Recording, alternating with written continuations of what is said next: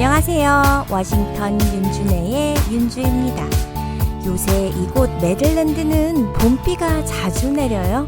새싹들에게는 필요한 봄비이지만 너무 자주 오니까 짜증나요.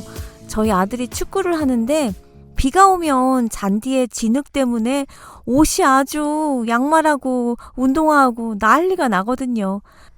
그것도 손빨래로 박박 빨아야 지워져요. 청취자분들 오징어 게임 2 보셨죠? 저는 최근에 뒤늦게 보게 되었는데요. 오징어 게임에서 나오는 공기놀이를 보니까 하고 싶은 거예요.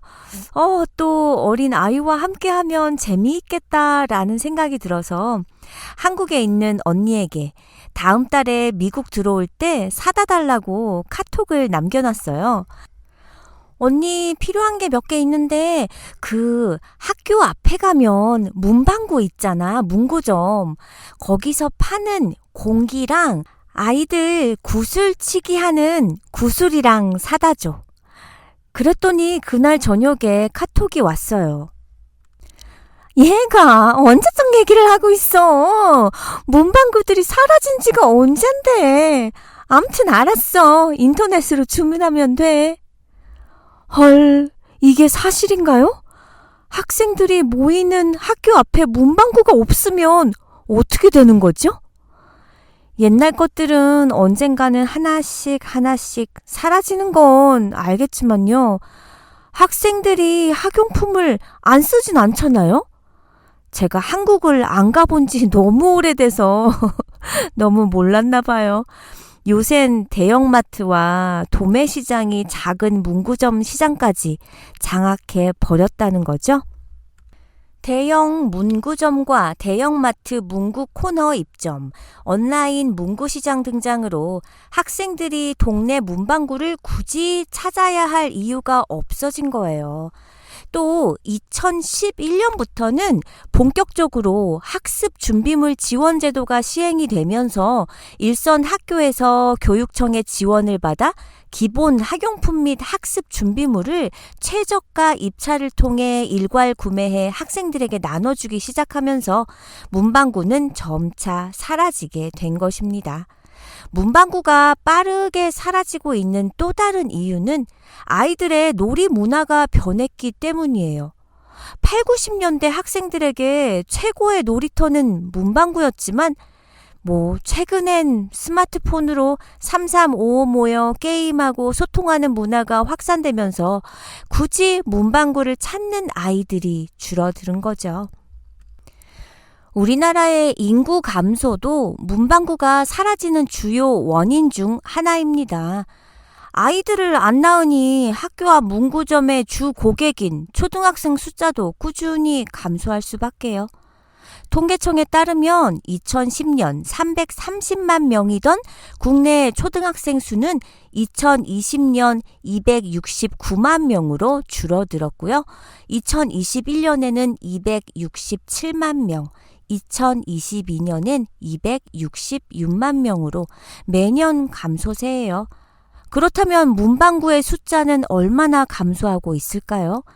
2012년엔 14,731개에서 2019년엔 9,468개로 단위가 줄었어요. 2022년엔 8,000여 개 정도만 운영 중이라는 게 한국문구유통업협동조합 측의 설명인데요. 매년 문구점 500곳 이상이 폐업하고 있다는 의미입니다. 제가 한국에 사는 사람은 아니지만 문방구 세대로 문방구가 사라지는 건 너무 슬프네요. 저의 추억이 사라지는 것 같아서 말이에요. 저는요, 문방구 하면 가장 기억에 남는 추억의 놀이가 바로 종이 인형이에요. 제가 종이 인형을 좋아해도 너무 좋아했거든요. 7, 80년대 생인 분들은 종이 인형에 대한 추억이 많으실 것 같아요. 어릴 때 미미 같은 마론 인형도 있었지만 저는 학교 앞 문방구에 가서 살 수 있는 100원에 살 수 있었던 그 종이 인형이 더 좋았어요. 그게 동네가 좀 좋으면 종이 인형이 100원, 200원짜리도 있었고요. 동네가 좀 후지면 50원짜리 종이 인형을 파는 문방구도 있었어요. 당연히 종이의 질은 더 떨어졌지만요. 학교 끝나고 집에 오는 길에 친구와 문방구에 들려서 신중하게 종이 인형을 고르고 골라 집에 다다르면 책가방도 길바닥에 던져두고 친구와 대문 앞 계단에 쪼그리고 앉아서 종이 인형을 오리기 시작했어요. 종이 인형 놀이는 그 오리는 파트가 참 재밌었던 것 같아요. 친구랑 같이 싹둑싹둑 오리고 인형 놀이에 푹 빠져서는 종이 인형에 보면 큼직큼직만한 거 말고 가방이나 신발, 꽃, 우산 같은 작은 잡동사니들도 많았잖아요. 그것들은 정말 고사리 같은 조그만 손으로 오리기 너무 힘들었던 기억도 나고요. 엄마한테 오려달라고 하기도 했어요. 갖가지 옷과 액세서리를 바꿔가며 종이 인형에게 입혀보고 친구랑 각자의 인형을 서로 코디해주고 평가해주던 즐거움. 지금 놀라고 해도 저는 재미있게 할 수 있을 것 같아요. 가끔 잘못 자르면 인형 옷 입히는 하얀 부분까지 함께 잘라버려서 대략 난감했었죠. 그 하얀 부분이 있어야 인형 어깨에 탁 걸쳐지는데 말이죠. 종이 인형 오리면서 가장 고난이도는 역시나 인형의 목이 아니었을까요? 머리가 풍성해서 오리기가 둥글둥글하면 괜찮았지만 인형의 머리가 짧거나 묶은 머리는 드러나 있는 가녀린 목을 오리기란 초딩들에겐 여간 어려운 일이 아니었어요. 또 하도 가지고 놀다 보면 인형 목이 너덜너덜 덜렁덜렁 모아둔 종이 인형 박스 안에를 보면 목이 덜렁거려서 목에 테이프를 덕지덕지 붙여놓은 종이 인형들이 수두룩했어요. 완전 공감되시죠? 종이 인형 한 장 사면 꼭 제목이 있었잖아요. 기억하세요? 미민의 가족, 사랑은 블루, 귀여운 펑키, 민키와 친구들. 대략 이런 것들이 기억이 납니다.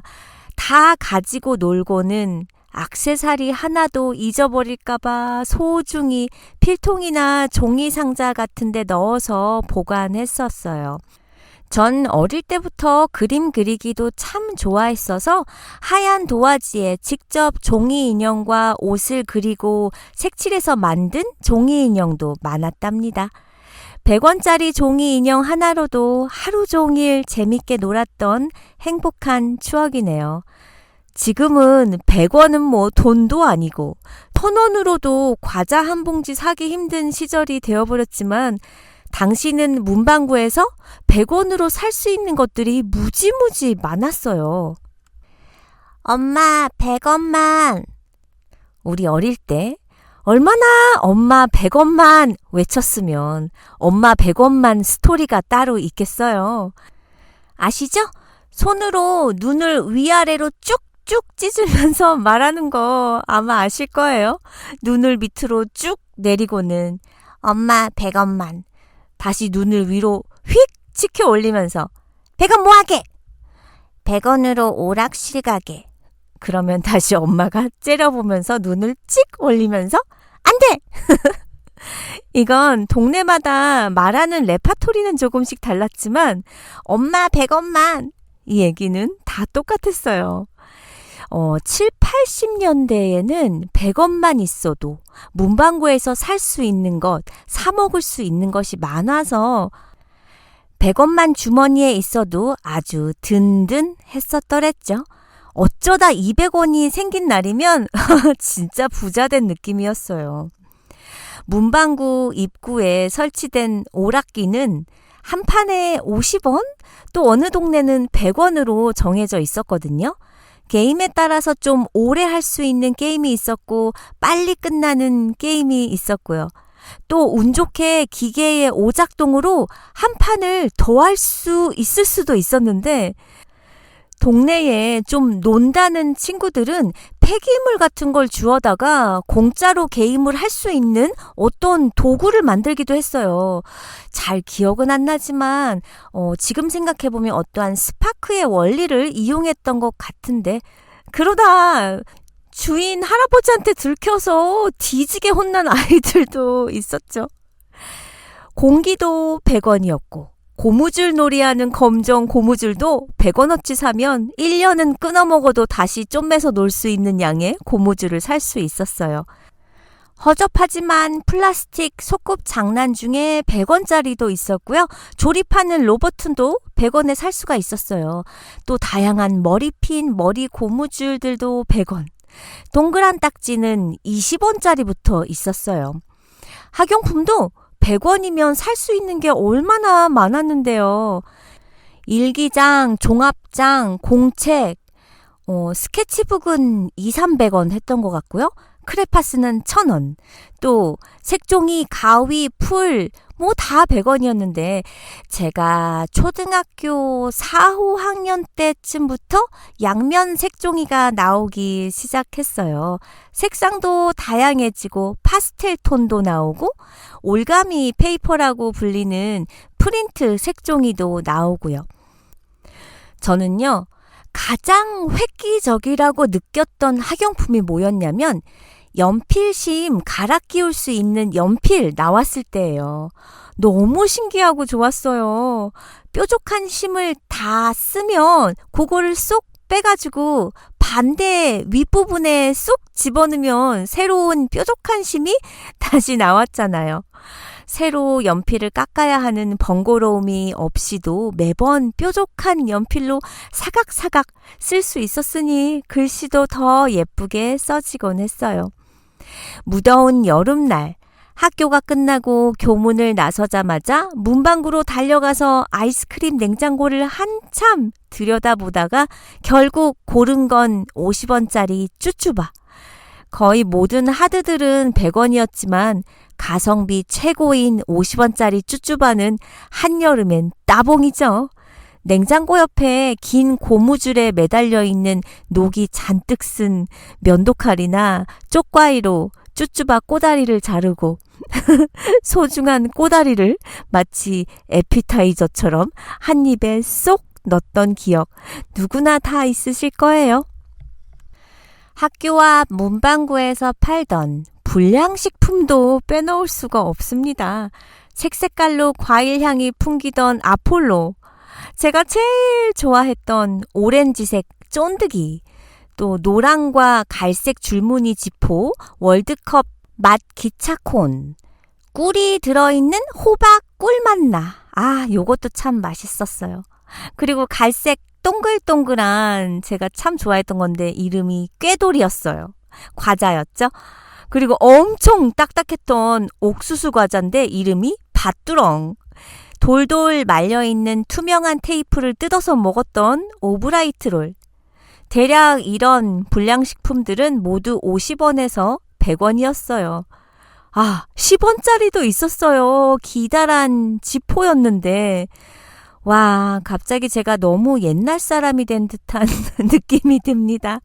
10원짜리를 산 적이 있었다니. 어찌됐건 불량식품은 진짜 얼마나 불량스러우면 이름이 불량식품이었을까요? 먹고 싶어요. 문방구에서 팔던 떡볶이도 100원에 덤으로 오뎅 국물까지 주시고 할머니 기분 좋으시면 삼각형 오뎅도 하나씩 들어있었어요. 저는 지금도 너무 먹고 싶은 건요. 그 말라 비틀어진 50원짜리 야끼만두예요. 뜨거운 떡볶이 국물에 불려서 먹는 그 만두. 그 안에 진짜 당면 몇 가닥 안 들어있는데 왜 그렇게 그 만두가 맛이 있었는지 미국 오구선도 너무 그 만두를 그리워했어요. 아니 어떻게 튀기면 그렇게 말라 비틀어지죠? 집에서 몇 번 해봤는데 절대 안 되더라고요. 문방구 안에 들어서면 앞, 뒤, 좌우 빼곡히 물건들이 가득 차 있죠? 할아버지 짝짝이 주세요 하면 용케도 어딘가에서 짝짝이를 찾아다 주시고 할머니, 마루걸레랑 왁스요. 하면 그 많은 물건 중에 또 얼른 찾아서 주셨던 기억이 납니다. 암튼 100원의 행복, 하루 종일 말해도 모자르네요. 문방구 하면 빼놓을 수 없는 또 다른 하나의 놀이가 있습니다. 바로 뽑기. 근데요, 이 뽑기도 종류가 참으로 다양하죠? 먼저 문방구 입구에 늘 자리 잡고 있었던 100원을 기계에 넣고 손잡이를 오른쪽으로 크륵크륵 돌리면 기분 좋은 소리와 함께 동그란 달걀 같은 통이 떼구르르 굴러나오고 그 앞에는 완전 허접한 장난감이 들어있었어요. 때론 얌체공이 나오는 뽑기도 있었고요. 또 문방구 할머니가 만들어주시던 달고나 뽑기. 뽑으면 달고나 한 개 더. 저희 동네 한 문방구에서는요. 달고나 뽑으면 아이들한테 100원을 돌려주는 곳이 있었어요. 이기면 돈을 주는 것이니 아이들이 얼마나 혹했겠어요. 완전 도박인데 어린 초등학생들에게 도박을 가르치다니요? 저랑 저희 언니는 여름방학엔 맨날 거기 출근 도장을 찍었답니다.